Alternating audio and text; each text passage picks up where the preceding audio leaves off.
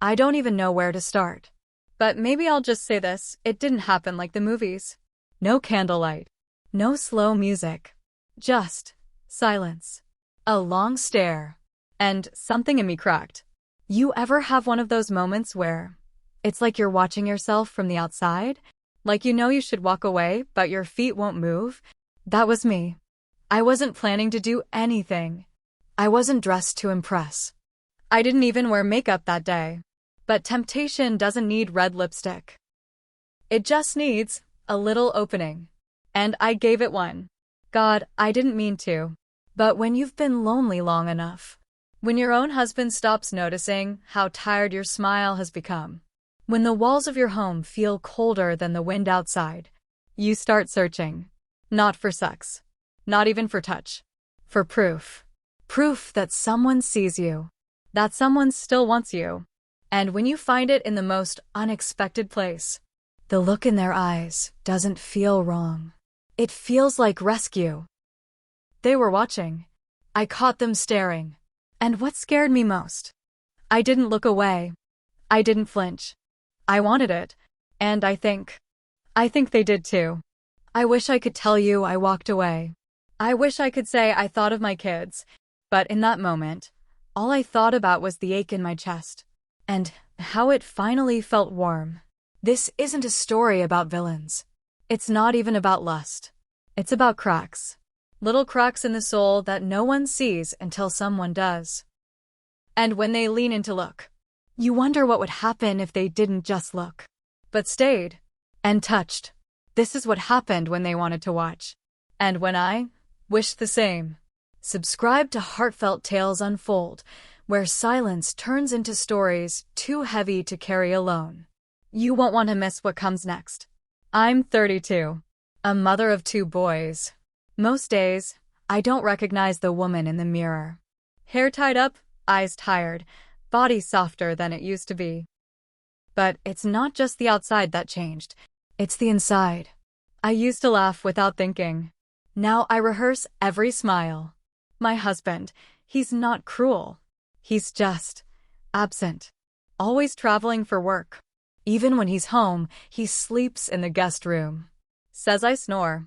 Maybe I do. But part of me wonders if he just doesn't want to feel the weight of my back against his anymore. Since our second child was born, we've been more like roommates than lovers. We text more than we talk. And the last time he touched me without needing something, I think our youngest was still in diapers. Then there's Kay and Jordan, our neighbors. Young couple. Playful. The kind of people who make every room feel warmer when they walk in. They'd invite us over for dinner. Bonfires in their backyard. Kay would bring out wine. Jordan would light up the grill. I'd sit there, laughing at their stories, pretending I didn't notice the way they glanced at each other like teenagers. Or the way Jordan glanced at me when he thought Kay wasn't looking. Or the way Kay sometimes touched my arm when she laughed, just a second too long. I told myself it was nothing. That I was imagining it. That no one looks at a mom of 2 like that. But the more time we spent together, the harder it got to ignore the way the air shifted when I walked into their house. The way Jordan poured my wine first. The way Kay always sat just a little too close. They made me feel like I was part of something, not background noise, not invisible. And I didn't realize how much I'd missed that until it was right there in front of me. I smiled on the outside, but inside, I was starving for something I couldn't name. I didn't know that one night. I'd wish for their eyes on me, and I'd want them to see. It started with a joke. The kids were finally asleep, mine upstairs, theirs tucked in the guest room. The fire pit was glowing low, wine bottles half empty, and we were all sunk deep into the patio cushions like we never wanted to move again. Kay leaned back, looked at me with that teasing grin she wore so well, and said, "We should play something a little more grown up." Jordan laughed first. My husband chuckled too, that kind of nervous laugh people do when they're not sure if it's really a joke. I smiled, but I looked away. Kay didn't explain. She didn't need to. The conversation moved on. But the air felt different. That comment, it lingered. like the smoke in my hair hours after I'd gone home. A few nights later, it came up again. Same setup, different tone. This time, Kay poured the wine slower. Her eyes held mine just a little longer. "We were serious, you know," she said, with a half-smile that didn't quite reach her voice. I laughed again, but not like before. Something about the way she said we. My husband was scrolling on his phone, not even looking up. Jordan, though. He was watching, not in a creepy way, just noticing, and maybe that was the real danger, how safe it felt. The next morning, I stared at myself in the mirror for longer than usual. Brushed on mascara. Put on earrings I hadn't touched in months. That night, when we were invited again, I changed outfits twice. Settled on something that hugged me a little tighter than I usually wore around the house. My husband didn't say a word. But when I walked into Kay and Jordan's kitchen, Jordan did. "You look nice." That's all he said. But it hit somewhere deep. Kay just smiled, poured me wine, and handed me a glass like it was part of some unspoken rhythm we'd all fallen into.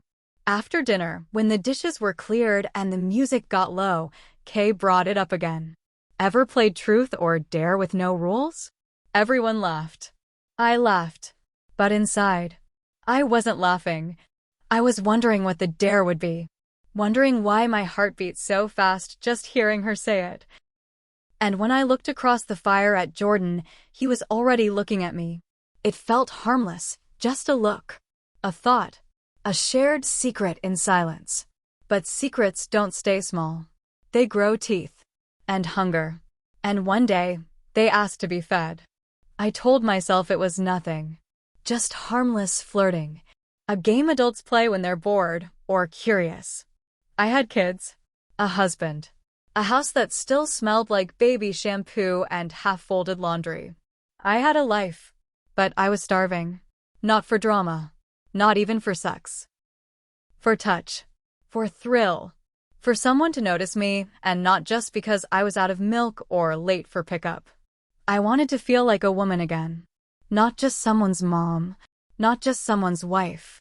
One night, after dinner, Kay leaned in while our husbands talked about football and said, "We don't mind sharing, if it makes things less lonely." I laughed, but it caught in my throat. Was she joking? Or was that an invitation? I didn't ask. I didn't want to know the answer. But I thought about it. Thought about it a lot. It sat in the back of my mind like a secret drawer I wasn't supposed to open. Until one night. I did. The kids were asleep. My husband had passed out early, headphones in, back turned to me. And my phone lit up. "Kay, we're in the hot tub. Come if you can." No pressure. No emojis. No winks. Just that. My hands trembled. I sat there for 10 minutes, staring at the screen like it was a loaded question. I thought about my kids upstairs, their tiny pajamas laid out for school the next day. I thought about my husband snoring in the other room, how we hadn't kissed in 3 months. And I thought about Kay, laughing in the steam. Jordan, shirtless, maybe. Wine glasses sweating on the deck. And for once, I didn't want to think anymore. I just moved. I slipped on a robe, walked barefoot down the hall, and I went. In silence. Without a word to anyone. The night air was cool, but the water was warm. Steam curled above the surface like breath from something alive. They were already in Kay with her hair piled up, Jordan bare-chested, leaning back like this was just another evening. I slipped in quietly. Said I couldn't stay long. Kay handed me a glass of wine, eyes soft, smile gentle. Music hummed low from a speaker on the deck. Something slow, something that made silence feel thicker. For a while, we just talked. About nothing. About everything. Laughter echoing under the stars like none of us had anything to lose. Then, Jordan's leg brushed against mine. Just barely. But it didn't move. Neither did I. Kay watched. And smiled. Not the kind of smile that asks permission. The kind that already knows the answer. I went home an hour later. Climbed into bed beside my husband. His back to me, as always. My skin still warm from the water. My heart louder than it should have been. After that night, I started going over more often. Always late. Always when my husband was working late or had passed out early. Sometimes it was just me and Kay. Sometimes just Jordan. But most nights, it was all three of us. Nothing physical happened. Not yet. But the conversations got slower. The eye contact, longer. Touches started to linger. Jordan would pour my drink before anyone else's. Kay would compliment the way my sweater clung to my waist. It was subtle, but constant. They made me feel like I was becoming something again. Not the mom who couldn't button her jeans. Not the wife who cried in the laundry room. Just me. Whole. Seen. One night, Kay leaned in while Jordan was lighting candles. Her voice barely above a whisper. You don't have to pretend with us. I didn't ask what she meant. I didn't want to. I just let the words sit there, like a secret waiting to be claimed. I started fantasizing. About being wanted. About being watched. Not by the man I married who no longer saw me, but by two people who made me feel like I still mattered. Like I could still be desirable, without explanation. And that's when Kay said it. Her voice calm. Certain. They wanted to watch. And I didn't say no. The storm came without warning. One of those nights where the sky split open without apology. Rain hitting the windows like it wanted in. My husband was away on a work trip. I was already at Kay and Jordan's house. I'd offered to help with the kids. Their youngest had a fever. Mine had spilled juice on the couch. Chaos, as usual.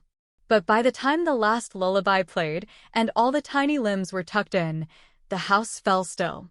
The lights flickered once, then cut completely. Darkness wrapped everything in a kind of hush. Kay lit candles. Jordan brought out a bottle of wine he said they'd been saving for something special. We sat on the floor, backs against the couch. Shadows danced on the walls. There was no music this time, just thunder in the distance. And the sound of our breathing. Kay poured slowly. Her hand brushed mine. And then, she didn't pull away. She leaned in, close enough that I could feel the warmth of her breath. She didn't ask. She didn't need to. Her lips touched mine like she was remembering something we'd never actually done. And I froze. For a moment, the room spun. My brain screamed, "What are you doing?" But my body leaned in. It was slow, soft, like something sacred. Jordan didn't move. He just watched. His eyes calm, like he'd always known this would happen. Kay pulled back just slightly, her forehead resting against mine. And I could feel her heart beating through her skin. My hands trembled as they found hers. We didn't speak. We didn't need to. Their laughter faded. Our glances became touches. Touches became skin. There was no rush. No pressure. Just surrender. It wasn't wild. It wasn't dirty. It was reverent. Like we'd all been waiting for someone to just say yes. And somewhere between the storm and the silence, I saw it. In the mirror behind the couch. I saw myself. And I didn't look away. I woke up in my own bed. Sheets tangled around my legs. The house quiet, save for the distant hum of the fridge and a bird tapping at the window. For a moment, I wondered if it was a dream. If I'd imagined it all, the candlelight, the kiss, the way skin felt like confession. But I could still smell the chlorine on my arms, still feel the curve of Kay's hand on my ribs. And something deeper.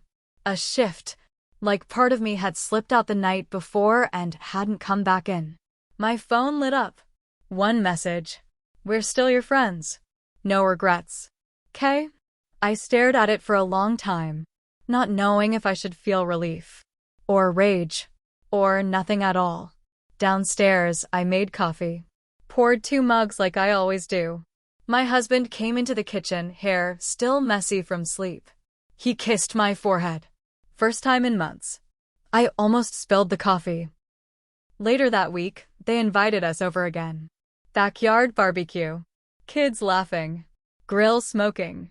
The world turning like nothing had changed. Kay waved from across the yard like she hadn't touched me. Jordan nodded once. Didn't meet my eyes. Not once. I spent the whole evening trying not to look too long in any one direction. My husband placed his hand on the small of my back while we stood in line for drinks. Just a gentle touch. Barely there. And I flinched. Just for a second. But it was enough to feel it. The difference. The distance. Nothing exploded. No fights. No questions. Just silence. And silence, I've learned, is its own kind of storm. I still wash the same dishes. Fold the same laundry. Tuck the same little bodies into bed at night with the same lullabies. But I'm not the same. Something in me cracked open that night, and I haven't been able to close it. I didn't leave my husband. I didn't pack a bag or scream accusations or beg for more. I stayed. I smiled through PDA meetings. I held his hand in public when I had to. I listened when he spoke, nodded in the right places, even laughed once or twice. But I wasn't really there. Not all of me. Because a piece of me was still in that room, in that flicker of candlelight, with their eyes on me. Wanting. And me, finally wanting to be seen. I don't know if I betrayed my marriage, or if I just remembered what it meant to feel alive. There was no plan. No big decision. Just a moment. And in that moment, I said yes. Not with words, but with breath. With stillness. With the way I didn't pull away. With the way I let their gaze unwrap me like I was something worth opening. I didn't chase them. I didn't confess. I didn't destroy the house I built with my bare hands. But I did open a door and walk through it. And now, even when everything looks the same, the floors mopped, the bills paid, the dinner made, I feel different. Not better. Not worse. Just different. They wanted to watch. And I wished the same. Is that wrong? Or just honest?